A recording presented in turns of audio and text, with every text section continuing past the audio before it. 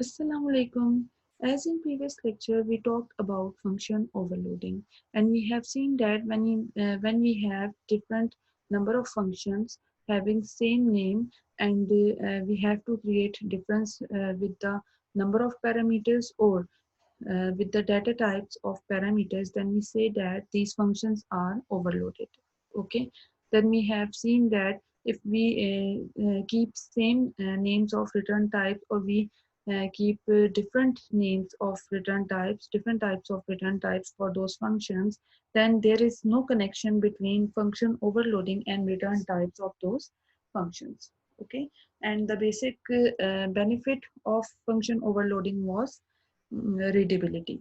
So in this lecture I am going to teach you multifiling, and multifiling को start हम लेते हैं simple जो calculator की examples हैं, जो functions होते हैं उसको लेकर करते हैं. ठीक है, for example हमारे पास calculator में addition हो रही होती है, ठीक है, subtraction हो रही होती है, multiplication हो रही होती है, ठीक है, देन डिवीजन हो रही होती है. ठीक है, तो ये हमारे पास बेसिक फंक्शंस हैं जो कि हर कैलकुलेटर में होते हैं. इसके अलावा साइंटिफिक कैलकुलेटर्स में मजीद फंक्शंस हो सकते हैं. मैं सिर्फ आपको एक बेसिक स्ट्रक्चर बताने लगी हूँ 3 फाइल्स लेके, देन उन फाइल्स को हम इंक्रीज करेंगे कि किस तरह से हम मल्टीपाइलिंग कर सकते हैं C++ में. ठीक हो गया. तो सबसे पहले हम क्या करेंगे, हमने जो है फाइल न्यू प्रोजेक्ट बनाना है. ठीक है, हमने न्यू प्रोजेक्ट क्रिएट किया, एम्प्टी प्रोजेक्ट. इसका नाम मैं रख देती हूँ मल्टीफाइलिंग के नाम से. ठीक है, इसको मैंने सेव किया. देन ये मेरे पास एक फाइल आ गई. इस पर मैं अगर क्लिक करती हूँ तो मुझे एक अनटाइटल 5 के नेम से एक फाइल शो हो रही है. ठीक है, सबसे पहले इस पर राइट क्लिक करें और इसका नाम जो है आपने चेंज करना है. मैं इसको रख देती हूँ मेन. ठीक है, इसी तरह आपने इस पर राइट क्लिक करना है और न्यू फाइल ऐड करनी है. अगेन आपने राइट क्लिक करना है एंड अगेन एक फाइल आपने ऐड कर देनी है. सेकंड फाइल का नाम मैं रख देती हूँ फॉर एग्जांपल मैथ्स, या आप रख सकते हैं कैलकुलेटर रख लें कैल के नाम से. ठीक है, क्योंकि हम कैलकुलेटर बनाने लगे हैं. थर्ड फाइल का नेम भी मैं चेंज करना चाहती हूँ और इसको मैं रख देती हूँ किस नाम से, कैल डॉट सिंपल कैल के नाम से रख देती हूँ. ठीक है, एक्सटेंशन इसकी क्या रखनी है वो मैं आपको जब हम प्रोग्राम स्टार्ट करके सेव करेंगे तब मैं बताऊंगी. आपने सिंपल क्या किया, एक आपने मेन की फाइल रखी और बाकी दोनों नेम आपने क्या कर दिए, सेम कर दिए. क्यों सेम किए हैं ये भी मैं आपको आगे जाके एक्सप्लेन करूंगी. ओके, सबसे पहले हम आ जाते हैं अपने मेन फाइल में. सबसे पहला काम हमारा क्या होता है कि हम हेडर फाइल को इंक्लूड करवाते हैं. Include iostream. ठीक है, उसके बाद हम क्या करते हैं, यूजिंग नेम स्पेस std. ठीक हो गया. देन हमारा काम ये है कि हमने मेन का फंक्शन बनाना है और इसमें हमने अपने यूजर से जो भी आपने एडिशन करवानी है, सब्ट्रैक्शन करवानी है, या मल्टीप्लिकेशन करवानी है, या फिर डिवीजन करवानी है, इन सब के लिए आपने कोई ना कोई नंबर्स यूजर से लेने होंगे. ठीक है, दूसरा काम आप यहाँ पे ये कर सकते हैं कि आप सिंपल मेन्यू प्रिंट करवा दें. यहाँ पे फॉर एग्जांपल मैं सी आउट करवाती हूँ 1 पे होगी एडिशन. ठीक है, एंडल. फिर मैं सी आउट करवाती हूँ कि 2 अगर आप प्रेस करेंगे यूजर के लिए होगी सब्ट्रैक्शन.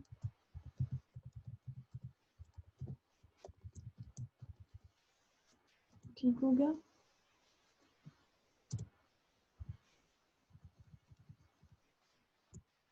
उसके बाद हम कहते हैं कि अगर आप 3 प्रेस करेंगे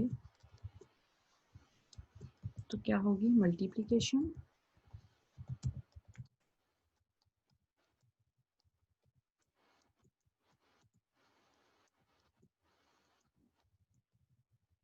ठीक है, देन आप सी आउट करवा दें. अगर आप 4 प्रेस करेंगे तो क्या होगी, डिवीजन.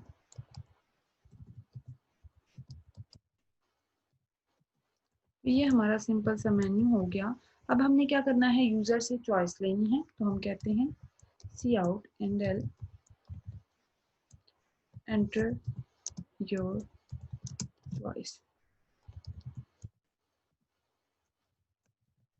ओके, सी इन करवा लेते हैं चॉइस, एक वेरिएबल ऊपर डिक्लेयर करवाते हैं सी एच के नाम से, और हमने उसको करवा लिया सी इन।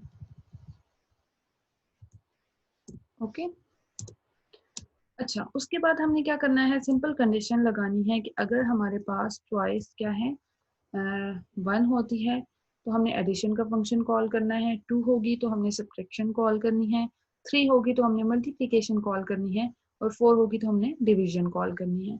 ठीक है, तो हम सिंपल इफ की कंडीशन लगाते हैं, if choice equal equal to 1, तो कौन सा फंक्शन कॉल होना चाहिए, एडिशन का, सिंपल उसका नाम हम रख देते हैं, एक ऐड का फंक्शन कॉल होना चाहिए। ठीक है, ये बेसिक स्ट्रक्चर अभी हम बना रहे हैं। If choice equal equal to 2, तो क्या होना चाहिए, सब्ट्रैक्शन का फंक्शन कॉल होना चाहिए। ठीक है, if choice equal equal to 3, तो हमारे पास मल्टी का फंक्शन कॉल होना चाहिए। Okay, if choice is equal to 4, तो हमारे पास डिवीजन का फंक्शन कॉल होना चाहिए। ठीक है, आप करली ब्रेसेस लगाएं या ना लगाएं कोई फर्क नहीं पड़ेगा, क्योंकि हम सिर्फ सिंगल लाइन इसकी बॉडी में अभी मेंशन कर रहे हैं। ओके, तो अब इसमें क्या होगा, हम यूजर से चॉइस ले रहे हैं और हमारे फंक्शंस कॉल होते जाएंगे। ठीक है, तो अब हमने ये काम करना है कि जिन नंबर्स पे हमने ऑपरेशन परफॉर्म करना है, हमारी मर्जी है कि हम मेन में इनपुट लेके पास करें फंक्शन में, या फिर हम क्या करें, उसी फंक्शन में जाके जो है फंक्शंस में यूजर से इनपुट ले लें और एडिशन परफॉर्म कर दें। ठीक है, चलें, अब उसके बाद हमने इस फाइल को क्या करना है, सेव करना होगा। ठीक है, हम आ जाते हैं अपनी सेकंड फाइल पे, जिसका नाम हमने रखा था कैलकुलस के नेम पे, या कैलकुलेशन के नेम पे। अच्छा, आप ये देख लें कि हमने यहाँ पे सिर्फ और सिर्फ क्या किया है, फंक्शंस को कॉल किया है मेन की फाइल में। अब जब हम सेकंड फाइल में आ रहे हैं, तो हमने उन फंक्शंस को क्या करना है, डिफाइन करना है। ठीक है, मैं कहती हूँ void add, कुछ भी हम पास नहीं कर रहे थे तो ब्लैंक ब्रैकेट्स होंगी। ठीक है, उसके बाद हमारा फंक्शन आ जाएगा void सब्ट्रैक्शन का, उसके बाद हमारा फंक्शन आ जाएगा void मल्टीप्लिकेशन का, उसके बाद हमारा आ जाएगा फंक्शन void डिवीजन का। ठीक हो गया, ये हमारा बेसिक स्ट्रक्चर बन गया, जिसमें हमने क्या करना है, फंक्शंस में कैलकुलेशन करनी होगी। अब एडिशन हमने करनी है, तो हम क्या करेंगे, यूजर से नंबर्स ले लेते हैं। ठीक है, हम 2 नंबर्स लेते हैं, फॉर एग्जांपल 2 हमने वेरिएबल ले लिए, इंट n1 एंड n2 के नेम से। देन हमने कहा सी आउट एंटर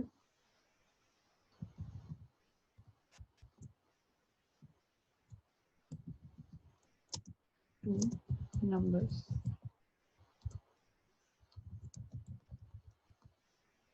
सी इन हम करवा लेंगे कैपिटल, सी इन करवा लिया n1 को एंड n2 को।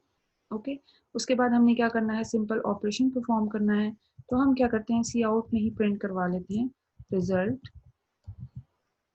इक्वल टू, क्या होगा, n1 प्लस n2। ठीक है, उसके बाद भी एंडल आप बेशक यूज़ कर लें, इससे पहले भी एंडल यूज़ कर लें, ताकि लाइंस में गैप ज़्यादा होगा तो आपको इजीली आउटपुट आप अंडरस्टैंड कर सकेंगे उसे। ओके, उसके बाद रिटर्न स्टेटमेंट यूज़ करने की ज़रूरत नहीं है, क्योंकि हमने इसके साथ क्या किया हुआ है, वॉइड की रिटर्न टाइप यूज़ की हुई है। आप इसी कोड को उठाएं, कॉपी करें और सब्ट्रैक्शन में रख दें, इसी को हम मल्टीप्लिकेशन में रखते हैं, और इसी कोड को हम उठा के डिवीजन में रख देते हैं। ठीक है, अब डिफरेंस यहाँ पे क्या आ जाएगा, सब्ट्रैक्शन में हमने माइनस करना है, ठीक है, इसमें हमने मल्टीप्लाई करना होगा और नीचे हमने जाके डिवीजन का सिंबल यूज करना है। ठीक हो गया। तो ये हमारे पास सिंपल फंक्शंस की डेफिनेशन हो गई जो कि हमने इस फाइल में रख दी। ठीक है, उसके बाद हम आ जाते हैं अपनी थर्ड फाइल में। अच्छा, एक बात आपको याद होगी, जब हमने फंक्शंस का टॉपिक कवर किया था तो हमने देखा था कि हमारे पास 3 पार्ट्स होते हैं फंक्शंस के, यूजर डिफाइंड फंक्शंस के। फर्स्ट हमारे पास होता है प्रोटोटाइप डिफाइन करने का, सेकंड हमारे पास कॉलिंग आती है, ठीक है, देन हमारे पास बॉडी आ जाती है, डेफिनेशन आ जाती है उस फंक्शन की। तो हमारे पास जो फर्स्ट पार्ट था जो हमने कहा था कि प्रोटोटाइप डिफाइन करने का होता है, वो हमने करना है इस थर्ड फाइल में। ठीक है, तो हम क्या करेंगे, सिंपल वॉइड ऐड लिखेंगे, वॉइड सब्ट्रैक्शन का फंक्शन, वॉइड 4 फंक्शंस थे, उन सबको हम बारी बारी क्या कर रहे हैं, उनकी प्रोटोटाइप डिफाइन कर रहे हैं। Multiplication, void division. ठीक हो गया, तो ये हमारे पास 4 फंक्शंस हो गए। अच्छा, अब हमने क्या किया है, देखिए मेन के फंक्शन में हमने कॉल किया है, इस कैल के फंक्शन में हमने डिफाइन किया है फंक्शंस को, इसमें हमने क्या किया है, सिर्फ और सिर्फ इनकी प्रोटोटाइप्स को डिफाइन किया है। अच्छा, एक और बात यहाँ पे देखें, हम यूज कर रहे हैं सी आउट, सी इन वगैरह और चीजें भी, तो हम यहाँ पे क्या करेंगे, आईओ स्ट्रीम को यहाँ पे भी इंक्लूड करवा देते हैं, and using name space std।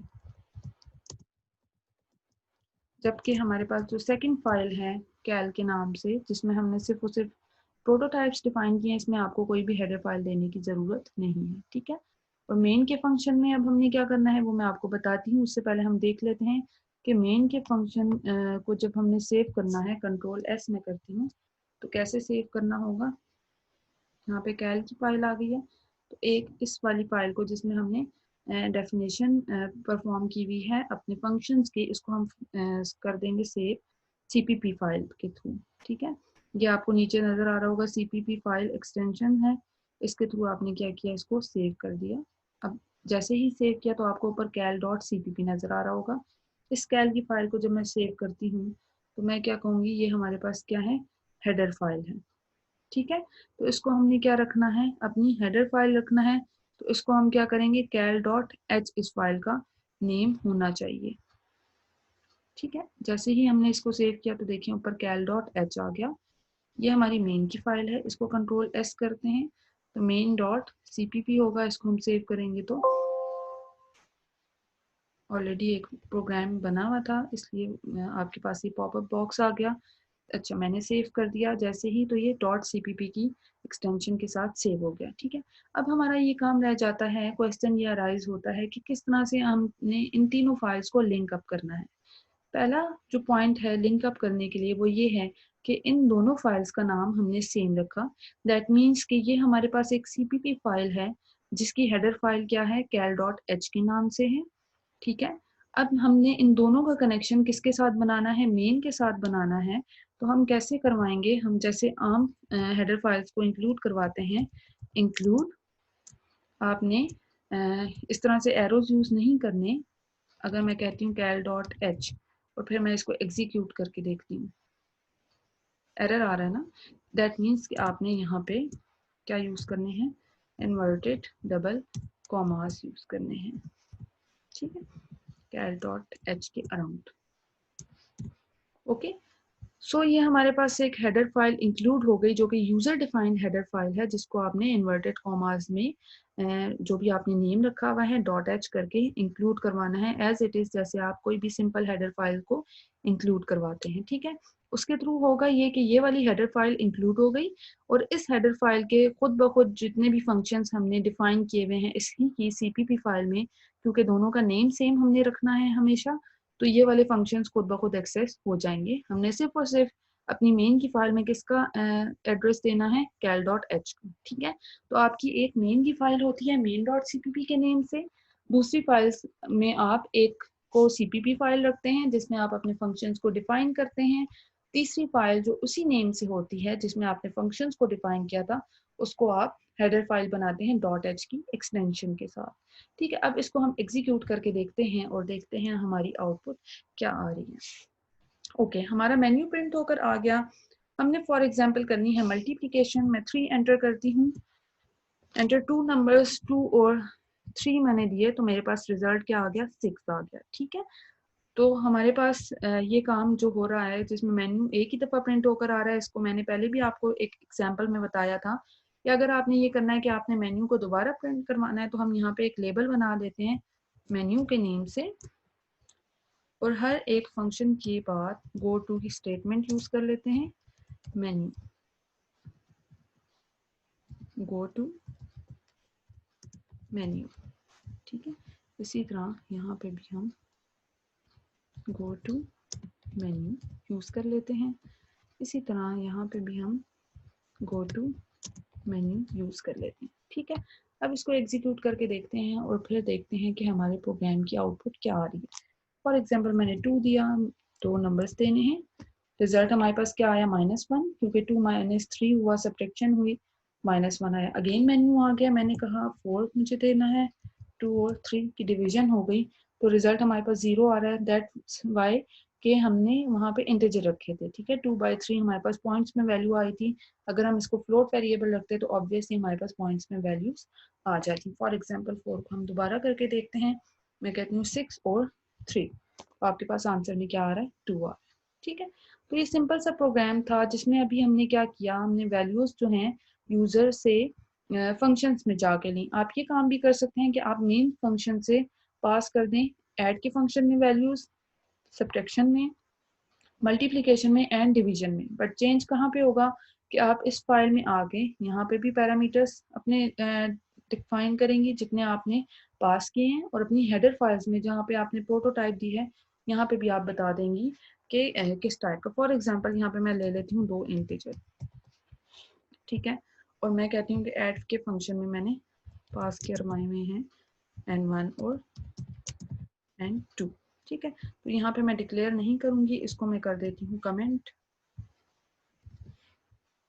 Simple हमारे पास रिजल्ट आ जाएगा। कहाँ से मैंने पास करने हैं, मैंने पास करने हैं यहाँ पे इंटीजर। फॉर एग्जांपल यहाँ पे मैंने 2 वेरिएबल्स ले लिए, इंट ए और बी के नेम से। ठीक है, सी आउट मैंने करवा लिया, एंटर 2 नंबर्स,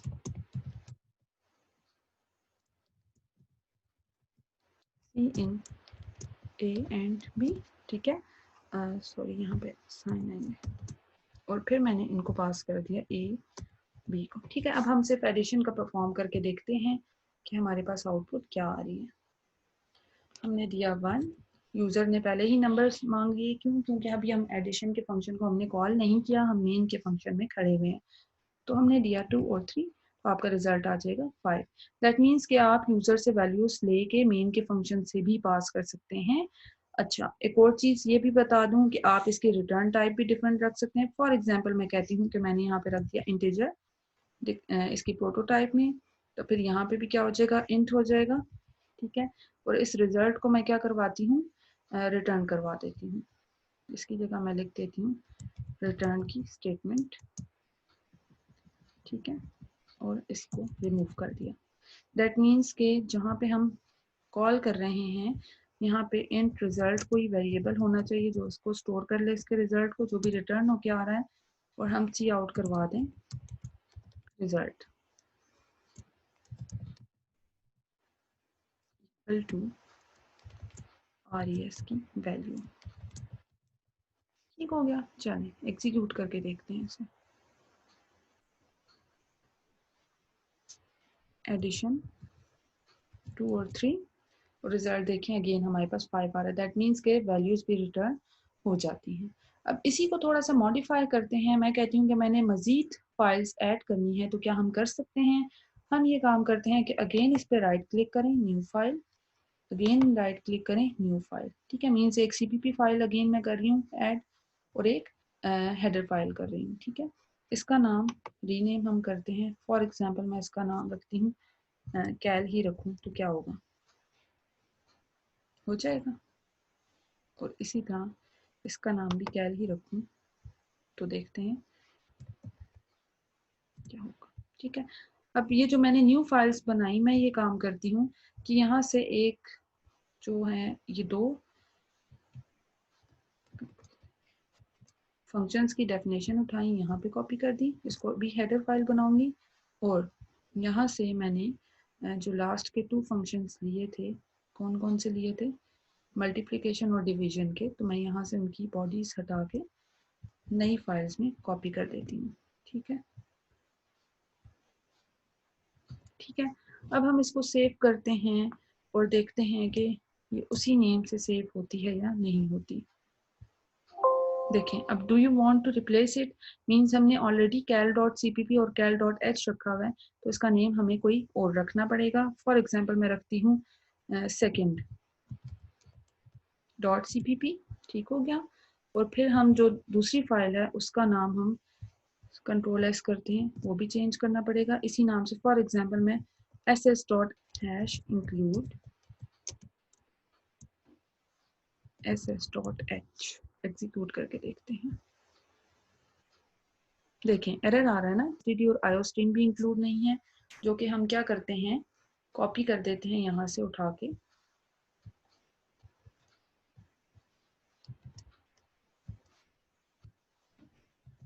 एग्जीक्यूट करते हैं, रन करके देखते हैं। फर्स्ट ऑफ ऑल हमारी चॉइस है जो हमने दूसरी हेडर फाइल में डिवीजन कॉपी की थी और मल्टीप्लिकेशन हम करते हैं डिवीजन। 4 नंबर्स दिए 2 4 और 2 देते हैं, तो रिजल्ट हमारे पास क्या आ रहा है, 2 आ रहा है। दैट मीन्स के हमने हेडर फाइल जो इंक्लूड करवाई थी ss.h वाइड मल्टी और वाइड div था उसमें, और second.cpp जिसमें हमने उनकी डेफिनेशन रखी हुई थी। आपने अगर इन दोनों के नेम सेम नहीं भी रखे तो भी कोई इशू नहीं है। हेडर फाइल से रिलेटेड जितने भी फंक्शंस की डेफिनेशन किसी सीपीपी फाइल में पड़ी हुई होंगी वो वहां से कंपाइलर सर्च कर लेगा। बट बेटर ऑप्शन यही है हमारे पास कि हम क्या करते हैं, इनका नेम सेम रखते हैं ताकि जब हम मल्टीपल फाइल्स बना रहे हो तो हमें याद रहे कि हमने किस फाइल को किस हेडर फाइल में किस फंक्शन को डिफाइन किया था और किस सीपीपी फाइल में हमने कितने फंक्शंस को अब डिफाइन करना है विद बॉडी। ठीक हो गया, तो ये हमारा सिंपल सा प्रोग्राम है। अब इसकी आउटपुट देख लेते हैं, अभी भी वही आ रही होगी। फॉर एग्जांपल 4 है, 4 और 2 दिए तो हमारे पास रिजल्ट 2 आ रहा है। ठीक है, तो ये सिंपल सा प्रोग्राम था जिसमें हमने क्या किया, मल्टी फाइलिंग करके देखी, जिसमें हमारे पास क्या होगा, मेन का फंक्शन आपका सारे कॉलिंग हो रही होगी उसमें सारे फंक्शंस की। देन जो cal.cpp का हमने बनाई फाइल, उसमें हमारे पास सिंपल फंक्शंस की डेफिनेशन है। ठीक है, हेडर फाइल जो बनाई उसमें हमने प्रोटोटाइप्स डिफाइन किए। अब एक और काम करके देख लेते हैं, यहाँ पे हम आते हैं cal.cpp में और यहाँ पे किसी फंक्शन को कॉल करके देखते हैं, कौन से फंक्शन को, जो कि दूसरी सीपीपी फाइल में पड़ा हुआ है। ठीक है, यहाँ पे सब्ट्रैक्शन के फंक्शन के एंड पे मैं कॉल करती हूँ मल्टी के फंक्शन को। ठीक है, देखते हैं ये कॉल होता है या नहीं होता। देखें, multi was not declared in this scope. अच्छा, इस एरर को अगर हम क्या करें, इस कि हमें इस हेडर फाइल को उठा के कहाँ पे लेकर आना है, जहाँ पे हमने उस फंक्शन को एक्सेस किया हुआ है। दैट मीन्स कि इस वाली फाइल में हमने इसको कॉपी किया। अब एग्जीक्यूट करके देखते हैं, अब हो जाएगा। ठीक है, दैट मीन्स के जिस फाइल का फंक्शन आप कॉल कर रहे हैं आपने उसकी हेडर फाइल को लाजमी इंक्लूड करवाना होगा। तो चॉइस हम देते हैं यहाँ पे, हमने किस फंक्शन में रखा था, मल्टी के फंक्शन को सब्ट्रैक्शन में, तो हम सब्ट्रैक्शन की चॉइस देते हैं। 2 नंबर्स दिए 2 और 3, तो आप देखें सब्ट्रैक्शन हमारे पास होके आई -1 और 2 नंबर्स अगेन जो मांग लिए हैं वो मल्टीप्लिकेशन का फंक्शन एग्जीक्यूट होना स्टार्ट हो गया। उसके लिए हमारे पास 2 नंबर्स आ गए, 2 और 3, और उनका जो मल्टीप्लिकेशन रिजल्ट है वो 6 आ गया। ठीक हो गया, तो ये हमारी सिंपल सी एग्जांपल्स थी जिसमें हमने मल्टी फाइलिंग में डिफरेंट वे से मल्टीपल फाइल्स ऐड करके देखी। ठीक है, आप मज़ीद अगर सीपीपी फाइल्स ऐड करना चाहते हैं तो आप कर सकते हैं और उसके साथ उसकी हेडर फाइल्स भी ऐड करेंगे। तो ये सिंपल सा ट्यूटोरियल था जिसमें हमने मल्टीफाइलिंग सीखी। अब आप जितने भी फंक्शंस इम्प्लीमेंट करेंगे वो मल्टीफाइलिंग के थ्रू ही करेंगे। नेक्स्ट जो लेक्चर्स होंगे उसमें हम पॉइंटर्स देखेंगे कि पॉइंटर्स के थ्रू किस तरह से हम एड्रेस असाइन करते हैं और अपने जो भी हमारे पास डाटा है उसमें ट्रैवर्स कर सकते हैं।